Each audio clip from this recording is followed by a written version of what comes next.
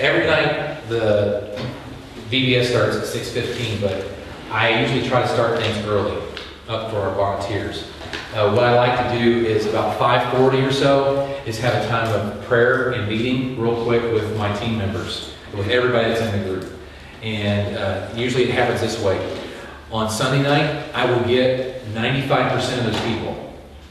On Monday night, I will get 94% of those people. On Tuesday night, I will get 50% of those people. And then by the time Thursday rolls around, it'll be me and probably Nancy and Liz. Yeah. But it's a great time for us to kind of get ourselves focused. It's a great time for us to kind of, if there's anything that comes up that we need to talk about real fast, we can talk about it real quick as a group. I can kind of relay information to you. So that's a good thing. So 5:40 is one time we'll be in this room here specifically for prayer time. Okay? Prayer time typically goes short, so after prayer time you'll go to your locations. Some of you can be a little bit more, you don't have to be correct, white, blah, blah, blah, blah. You don't have to be there right off the bat. So like if you're a craft person, you kind of like mosey a little bit back towards this way because you won't have anybody for about 30-40 minutes anyway. Same thing with the snack area. You can kind of check things out, see what's going on in the opening, closing, stuff like that. And then kind of head back that way. Depending on Donna. Donna knows better how to gauge that than I do. So I depend on her a lot. But yeah, about 5:45, 5:50, we need to be in our locations.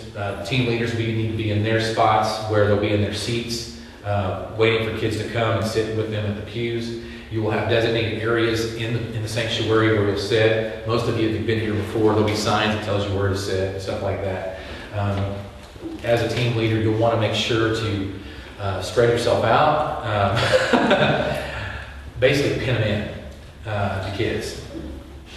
Because some of them like to roam, especially when they get there early. Some of them like to walk around a lot. Some like to run. And some of them just like to be annoying. And so we try our best to pin them in as best as we can so they're not roaming everywhere and going from this point to that point and being very crazy. That'll probably happen more so with you 1st through 3rd grade groups. Preschoolers are so afraid not to move. And then 5th and 4th through 6th graders are just too cool to move. So the 1st through 3rd graders, they don't care. So they will be the ones that will probably typically be the ones moving a lot. So we need to be in place to make sure for that. Registration. If you're a registration person, you need to be in the registration area, which will be in that lobby area just before the sanctuary. It'll be in there. And my wife, Sarah, which just showed up back there, if you're a registration person, you might want to sit and meet with her before you head out of here. That way, because she's done this every year. And she has a better ins and outs of how that works. And I just depend on her to kind of like tell everybody how that works. So if you're a registration person, make sure you kind of meet with Sarah just for a few minutes or so afterwards about that. But check-in will start at 6 o'clock. Kids will start rolling in here at about 6 o'clock, even though we don't really ask them to be here until 6:15. We don't start any programming until 6:30. So the kids will be exiting the sanctuary for a little while. We'll try to run some video kind of things up on the screen, some silly stuff to kind of keep their attention going. And like little videos, music videos and fun stuff like that kind of keep them occupied to a point. But yeah, it's a little crazy in there, but it's fun. You'll have a blast with it. The theme, if you already didn't know, you saw on the front, the God's Big Backyard Bible Camp is what the theme is. They actually did this theme about 6 years ago, the same exact theme, but they changed the Bible stories on it. And I guess it worked out real well. So they kept this, and they're kind of bringing this theme back and trying to revamp it, revitalize it, refresh it. And it looks like a pretty good program. I really like Standard Publishing's VBS programs. They used to be horrible.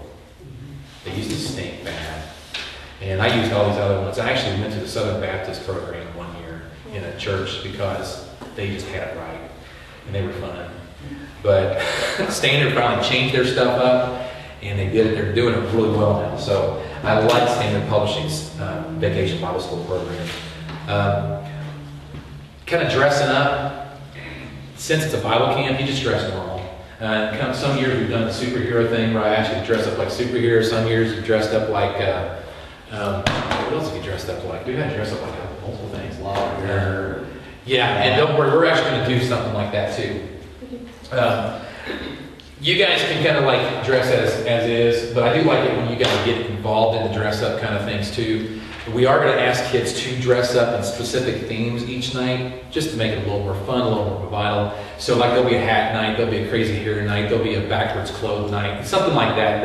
And I'll make sure that every night there'll be something in their newsletter that goes to home with mom and dad that says something about that, so they come back the next day and they can just kind of be dressed all crazy. And it does make a big difference. The kids get into it. Some of you adults, I've seen you guys get into it, just like Amy does all the time. Amy's good with the hat on. So, yeah, you don't think I remember these things, but I do remember these things pretty well. We're going to be in the opening assembly area, which is the sanctuary, for about 30 minutes, 35 minutes after it starts. Okay, so at about 6:15 or so, we'll be getting out of there about 6:45. That's how long we'll be in there. When you go into a craft area, which the craft area is in this room. This is the craft zone. That'll be for about 25 minutes or so. Each location is about 25 minutes. I think that's right. Bible challenge, or the Bible story area, will be in the sanctuary, up in the front left corner of the sanctuary. Kind of like where, I think we call it the organ pit, or what do you want to call that thing? It's kind of where the decorations are this morning. That's exactly where they I don't know what they call that. I just call it the organ pit because it just looks like a pit. And then the snack and recreation. Snack is going to be in big gym area down by the kitchen. Recreation is varying, and that depends on the teams. Yeah, and depending on water, depending on rain, all that kind of fun stuff like that. There'll be games set up for each team to kind of grab some stuff and take it outside. The thing is, year after year, we've always had like a separate snack time. We've always had a separate recreation time. And the problem is that most of these snacks, they can eat in 5 to 10 minutes. And then they have like 15 minutes of chaos. So what we do now is we combine it together, and since they're done in 10 minutes eating, then they have about 15 minutes or so to go out and kind of run amok and have fun with the game. And the games are story-based. So that means that whatever the theme of the day is, whether it's to serve friends or serve family or serve God or something like that, the game kind of has a twist to it that kind of helps it bring to that specific theme for the day. And a lot of them do deal with water. Some bring your swim trunks. Some of them are just crazy, get all the wiggles and jiggles out of your body kind of games. But that's what we do to combine those together. Let's see. Job descriptions here. If you're a registration person, basically what's going to happen is that you're going to be setting kids into groups. A lot of kids have pre-registered, and we're trying to get them set into those groups ahead of time. But you're going to have to kind of gauge as kids come in each day. Sometimes kids are going to want to jump from one group to another, and that happens every year. We'll have kids that want to be with their friends, and they're going to be in another age bracket altogether, and that's, to some degree, we might be able to work around that. But sometimes the people in the registration have to be the hard people and say, this is how we have to do this so that we can keep our even groups. But Sarah, like I said, Sarah knows how to do that. And I want you guys in registration people to meet with her afterwards, real quick, after that.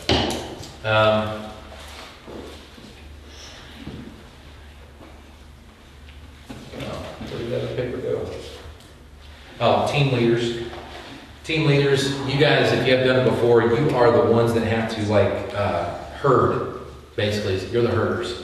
You have to herd them from point A to point B. You herd them from the sanctuary to the craft area, depending on your schedule. You herd them to the craft area. You herd them to the snack area. You herd them to the recreation area. And you make sure nobody gets hurt. But also, I want you to get involved in the areas that you go to. So if you're in the craft area, there might be a need that Nancy needs for a little more support in that group. So go up and say, hey, how can I help? And so she could probably put you in a spot where you can help out within that area. When you go into the Bible challenge area, that's a crazy area because it's hard for kids to sit for 25 minutes as they listen to a story. So you kind of have to be the bouncer a little bit, kind of keep them calm as best you can, while the person that's telling the story or doing the story activity. And it all depends on what they want to do. They get full reign of how they're going to tell the story. They could be a skit person. They could be just basically telling a story as a storyteller would. They could be using activities and stations. It's all, we've done it different ways all the time, but I leave that up to the storytellers to do that. But I need the team leaders to kind of be in there to kind of help kind of keep people, keep the peace as best as possible. We don't typically have a lot of issues at all, typically, but sometimes they come in and they just want to like run the roost, and you have to kind of put them at the down low. Make them stop. Snack people, just keep the food going. Keep the food going. And I've got a set schedule for you guys too. Don will get one of those so that you know that's how the snacks work each day. If there's one thing too, on our registration, I think on our registration forms it says something about allergies on it. But at the same time, if you find out that there's a kid that has an allergy, let us know so that we can let the snack people know, and they can make sure that certain snacks don't get on their plate. Like I left this one on here, it says Chloe Jack, because she'll be here, and she's allergic to corn syrup, other corn products, processed things with corn. And believe it or not, there's a lot of corn out there. Yeah. So we just kind of, it's not like she like goes in an anaphylactic shock and like goes down and starts convulsing. She just starts swelling in certain parts and gets little blotches of red. So she's not like extreme, but we just want to be aware of that. And there'll be other kids that'll probably be some peanut allergy or something like that we have to be aware of. It's not like it used to be, where you just fed them and they like, don't worry about it. But oh, don't stop itching. That's okay. Just scratch the itch.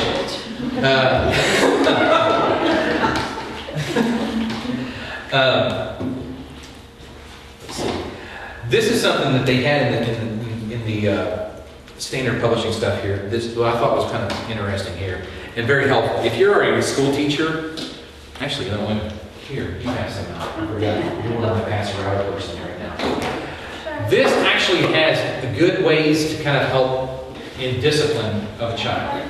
Yeah, everybody gets one. Everybody. It doesn't matter who they are. A lot of times when we discipline a kid, you just want to. But it works. This kind of it does. It stops them very quickly. But this here kind of guides you in a couple different ways of kind of being positive in your direction on directing them to a better path. It basically takes the skills of teachers, and that's how this thing's set up. Now, it might say a couple things different that you might not be aware of that we're not doing, but the ideas of how to help in the disciplinary area, that works. Always, always, always try your best to go this route first. And if it doesn't work, and if it doesn't happen, then you come get me. Okay? I am the bad guy after all. And I've only had to take some one kid home out of 20 years of VBS. Okay? So, one kid. So that's pretty good odds, and I want to keep those odds. I like them a lot. But yeah, this will be like the kind of the best way to help out with discipline and stuff first. And everybody's on board on this. Okay? Now I will say this. I won't put Josie in that situation, even though she's helping out as a team leader, like a team leader. I don't want to put her in that situation. But you people who have children and are teachers and grandkids and stuff like that, you're in the better position to do that kind of stuff. You're in a better authority position. I couldn't imagine trying to see if a 4-year-old would listen to her discipline. So I don't want to put her in that spot, not until she's much older.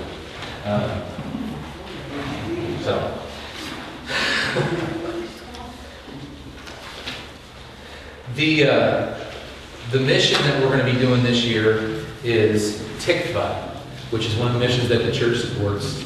I try to rotate this as much as we can. We've done Honduras, we've done Perry Helping Perry, we've done Africa.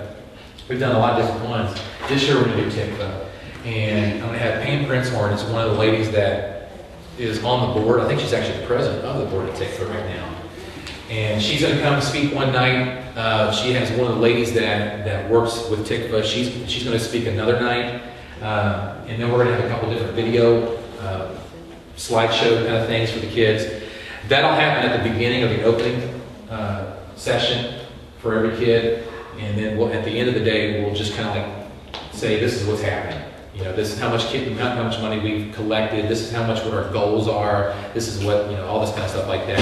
But that'll happen at the opening part. It'll be about a 5 or 6 minute time slot at the opening program each day. It'll vary. So if you're trying to come in there and watch or listen, and you're part of the group, you may get to hear it, you may not. Because I don't know if it'll start, it might be at the very beginning of the opening session, it might be at the very end of the opening session, it might be in the middle of the opening session. It'll vary all the time for that. But our goal for missions is $1,000. That's our goal every year that we try to hit. We'll always hit our goals.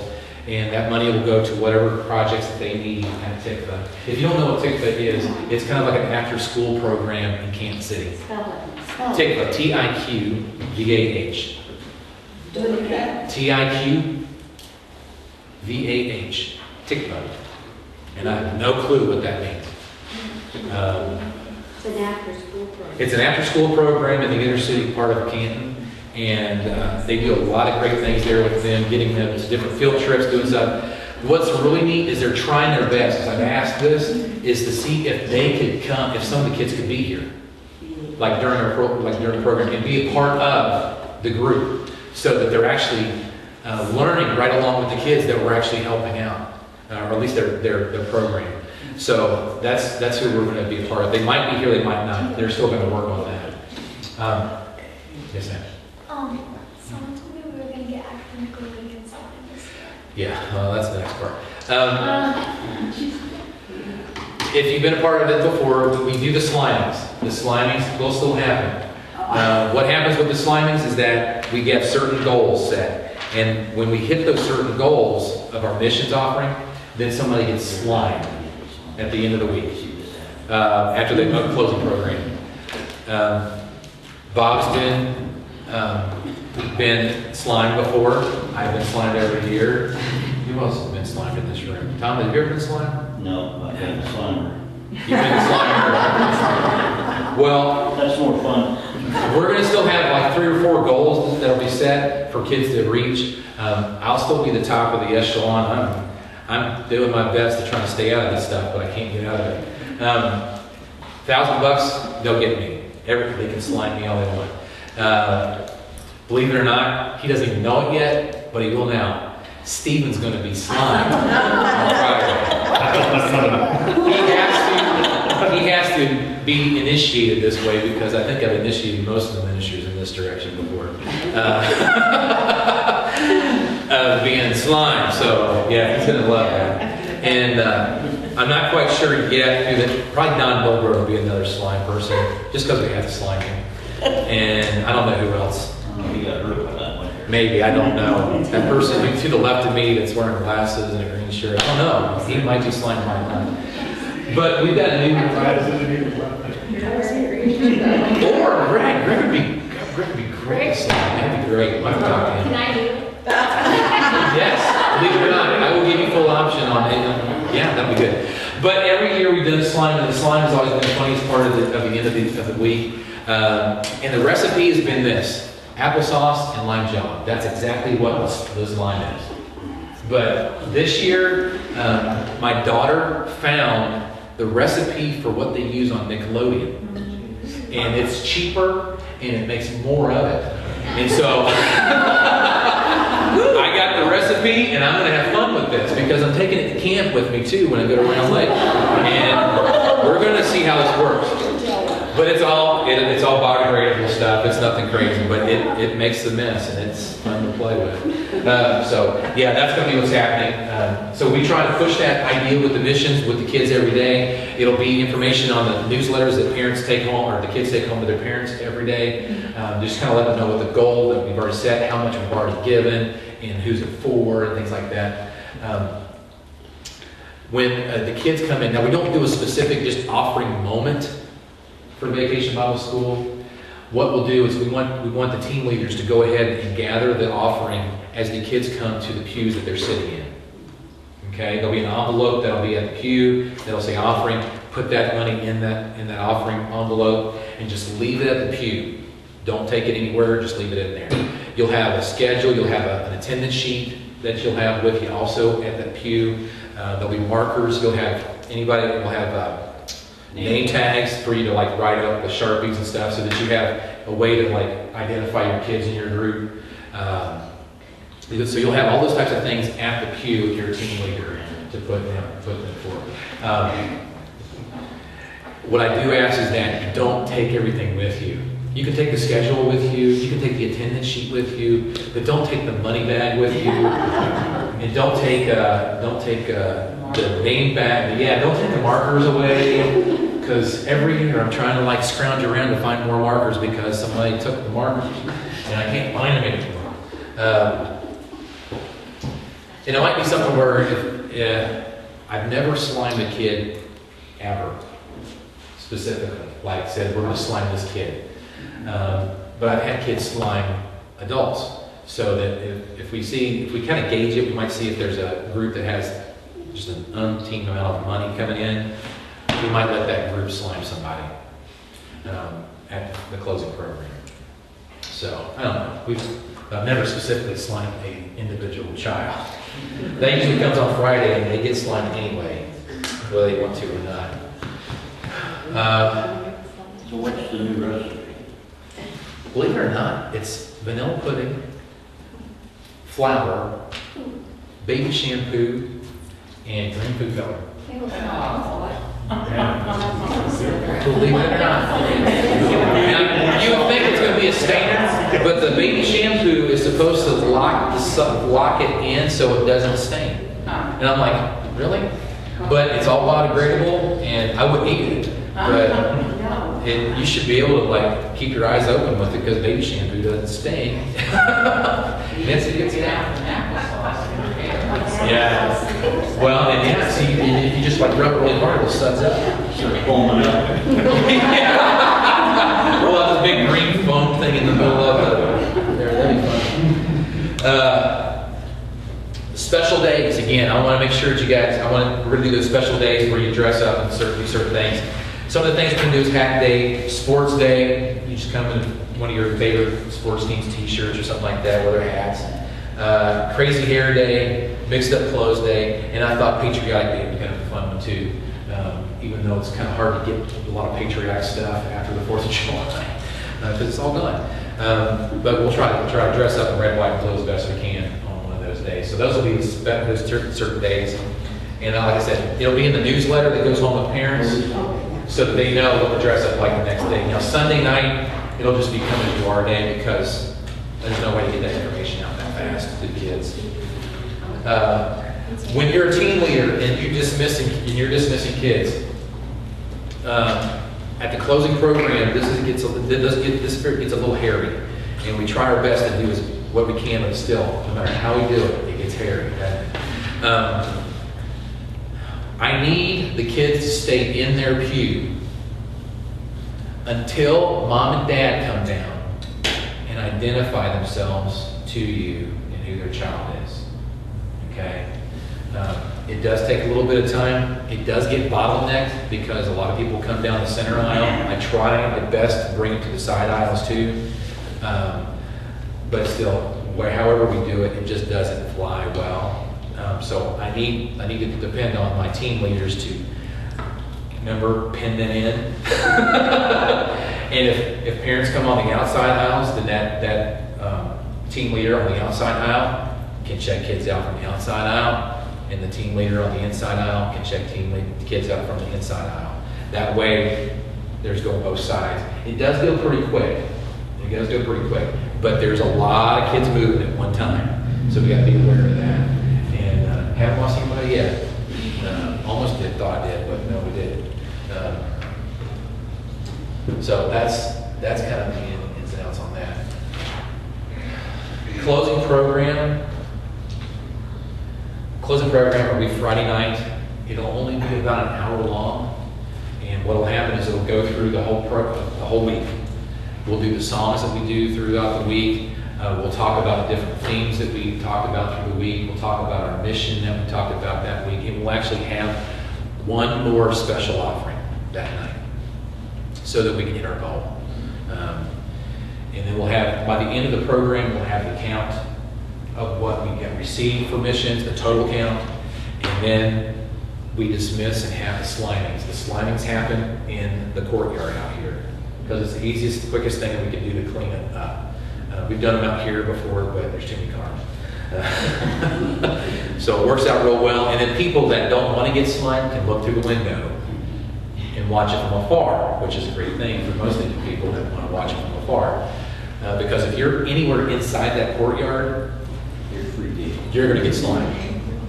I'll just tell you that right now. You will get slimed if you're in that courtyard. But the program's really fun. We had a good time with it. Kim Karen won't be there that night for the closing program, even though she's leading every day. So actually, Kelsey's going to be helping me out too. It'll be me and Kelsey and whoever else I might try to pull into that thing for that day for the closing program. Wow, we're speaking along. We're doing good. We're doing really well. My big thing is, as much as we might be positive or negative about Disney, they do have a really good way of doing things. They're very positive all the time. They're always smiling, they're always happy, they're always nice to see you, and it doesn't matter where you go at the park, they're always there and excited about you being there. That's how I want our attitudes to be every single day when we see those kids. I'm so excited that you're here. I'm so excited that you came again. I thought that you were going to be here tonight. Man, I'm so glad that you came along, that your mom and dad were able to get you here. And whether they annoyed you so much the day before, I want you to come back and say, you know what? We're going to have an awesome night tonight. We're going to have a great time. And I'm just excited that you're going to be a part of this. We're going to learn some really cool stuff. We're going to play some awesome games. And I'm glad you're here. Disney just does a great job with that. Chick-fil-A does a very good job with that. And if you've ever been through the drive-in at Chick-fil-A, you know what I'm talking about. They really are so positive that you just can't help it. That's the attitude that we need to have every night. Because we are affecting the kids, we are making an impact on their lives. And believe it or not, the impact that we make on the life of a child makes the impact on the life of a family. There's a bigger picture here than just that child that happens. So we need to make that impact on the kid. Yes, we're there for that child, but that impact grows. Because however that child reacts when they go home and how they tell that child, tell that parent what they did and how fun they had, how much they had, they're going to make a difference. And whether that family comes to this church or not does not bother me. They may never step in our door ever again. But sometime down the road, something's going to snap and they're going to go, hey! I am so excited that I went to that vacation Bible school program 10, 15 years ago because they really made a difference in my life. And now I'm going to church because of it. That's what I like to see. That's what I like to hear. I never get to hear that, but because I never come back. I think that's pretty much everything I got for you guys.